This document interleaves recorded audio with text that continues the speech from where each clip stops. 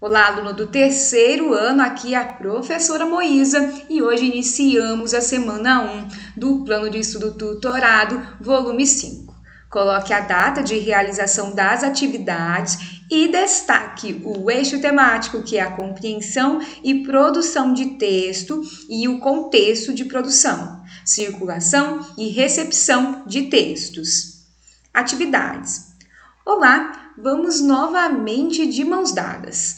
Neste volume, vamos dialogar através da linguagem das tirinhas e das charges. Elas trazem muita leveza à comunicação e fazem a compreensão textual se tornar mais fácil. Tirinhas. Para que possamos trabalhar com as tirinhas, precisamos entender onde elas surgiram.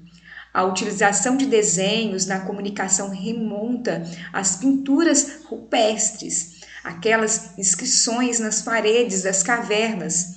A sua estrutura de história em quadrinhos, tal qual conhecemos hoje, somente na Europa no século XIX e se desenvolveu nos Estados Unidos, até se difundir mundialmente no século XX, principalmente nos jornais. Desenho, escrita, diagramação e humor formam um único gênero textual. Para interpretar a mensagem de um quadrinho, é preciso compreender o sentido de cada um desses elementos e sua inter-relação. Então, nós temos aqui a atividade número 1, refletir e responder. Por um mundo onde sejamos socialmente iguais, humanamente diferentes e totalmente livres.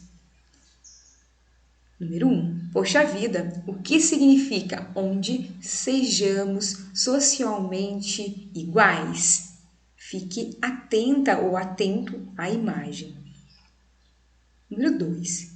E o que significa a expressão humanamente diferentes? Use a imagem para ajudá-lo ou para ajudá-la. Nesse sentido, vou trazer um vídeo e um site bem interessante que vai lhe ajudar a responder a questão 1 e a questão 2. Eu estou aqui no site Unidos para os Direitos Humanos e nós vamos assistir um vídeo.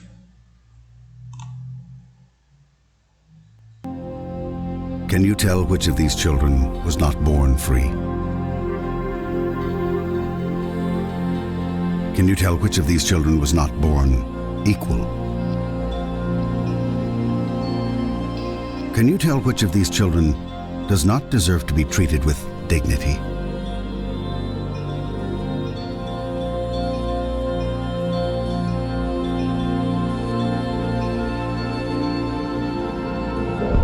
We can't either.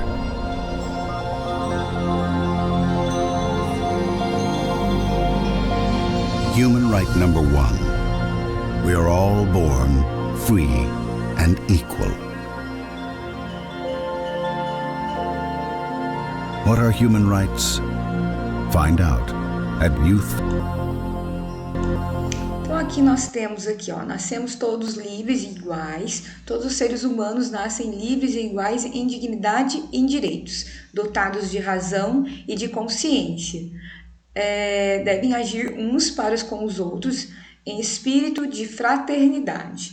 Então aqui nós temos alguns direitos humanos aí, olha, nascemos todos livres e iguais, então por isso não discrimine, né? Todos têm direito à vida, nenhuma escravatura, nenhuma tortura. Então é um resumo, né, digamos, dos direitos humanos que você já estudou aí em alguma disciplina.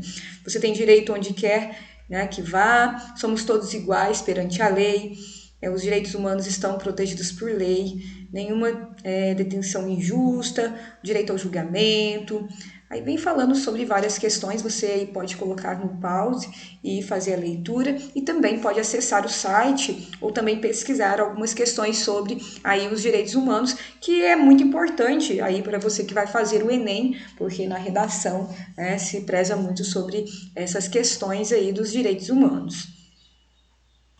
Voltando aqui no material, quando nos deparamos com as charges, até pensamos que a charge é apenas um texto engraçado, inocente, mas basta uma leitura mais cuidadosa para percebermos que estamos diante de um gênero textual riquíssimo, que critica personalidades, política, sociedade, entre outros temas relevantes. O principal objetivo da charge é estabelecer uma opinião crítica e, através dos elementos visuais e verbais, persuadir quem a lê, influenciando ou influenciando-o ideologicamente, trazendo esses sujeitos para a reflexão acerca do tema trabalhado. Nessa vertente, é importante falarmos que a charge, né, tem um tempo e um espaço bem específico, né? Então, quer dizer, nós estamos aí vivendo um momento de pandemia no Brasil e também no mundo. Então, a charge, a qual nós vamos analisar, tem essa perspectiva.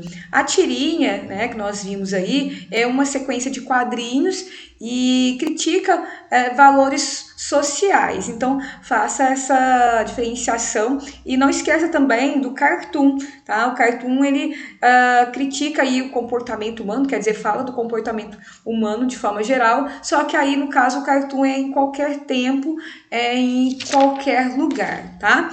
Então, nós vamos aqui para a atividade 2, observando a charge abaixo, descreva o contexto da produção dessa imagem e os elementos que ela sinaliza reverberar. Tente seguir esse roteiro. Qual a personagem principal da charge? Então, você aí vai observar o lugar onde ela está. Será que é na rua? Então, é um morador de rua nesse sentido? Qual o seu ambiente? O que seu figurino representa? Esses são os elementos visuais que estão em diálogo com os balões de fala. Nós temos aqui algumas falas, né? Então, no caso, a fala do personagem, como poderia sair de casa se nunca entrei.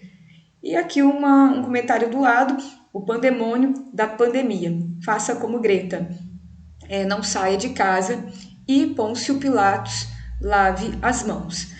Então, dentro dessa ideia, é importante fazermos uma leitura, né, sobre o pandemônio da pandemia. Estou aqui no site da CESP e vem falando aqui, olha, pois a pandemia chegou e com ela o mundo virou um verdadeiro pandemônio. Usamos hoje a palavra pandemônio como sinônimo de grande confusão ou balbúrdia, mas a expressão foi criada apenas no século XVII por um poeta inglês. E aí ele chamava-se John Milton, que pretendia descrever o lugar onde todos os demônios se encontravam, sob o comando de Satanás. E parece ter sido exatamente esse pandemônio que a pandemia criou em todo o mundo, tirando as acusações a tudo e a todos, as histerias individuais e coletivas, a busca de culpados para fazer e não fazer, agir e não agir. O que nos resta, a nós, pobres mortais, gente comum, é a dura consciência de nossa fragilidade, de nossa impotência, de nossa limitação. Governantes poderosos em todo o mundo, em todos os níveis, entram em desvario, fechando tudo, proibindo tudo, isolando tudo, uma demonstração de força e poder. Decisões abruptas são tomadas e que, por serem totalmente emocionais ou com fins puramente eleitoreiros, têm que ser canceladas quanto a razão assume o comando e as consequências mostram que o remédio pode matar mais do que a própria doença. Aqui você pode ler outras questões, mas acredito que já ajudou você aí a responder a questão. Voltando aqui no material, só para complementar essas ideias, acho muito pertinente essa fala, e Pôncio Pilatos, lave as mãos, quer dizer, será que é isso que os governantes estão fazendo em relação à pandemia? Então, você pense aí, também pode pensar na sociedade de forma geral. Continuando, qual a principal característica da charge? Importante saber que a charge é um tipo de ilustração que geralmente apresenta um discurso humorístico e está presente em revistas e principalmente jornais. Trata-se de desenhos elaborados por cartunistas jovens e velhos que captam de maneira perspicaz as diversas situações do cotidiano, transpondo para o desenho algum tipo de crítica, geralmente permeada por fina ironia. Número 2. Em que medida a ironia perpassa e é importante para essa expressão da linguagem que é a charge?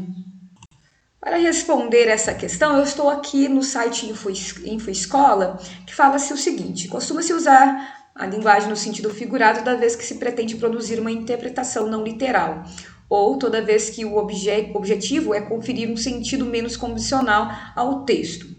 Aí depois vem falando aqui, olha, para expressar um pensamento crítico, por exemplo, ou quando a pretensão é fazer com que a situação comum se torne engraçada, levando-o até mesmo ao ridículo. O falante pode fazer o uso da figura de pensamento denominada ironia. A ironia é definida como um recurso de linguagem que gera um efeito de sentido contrário ao significado da palavra e ou expressões utiliza no contexto com a finalidade de criticar ou ridicularizar o elemento ou a realidade em questão. Dessa forma, faça a escolha de um termo assertivamente com o objetivo de denotar justamente o contrário do que ele significa. Voltando aqui no material, com certeza essa parte vai lhe ajudar a responder aí a última questão da semana 1. Então, vou finalizando por aqui, espero que você tenha gostado, tenha uma boa semana e um grande abraço.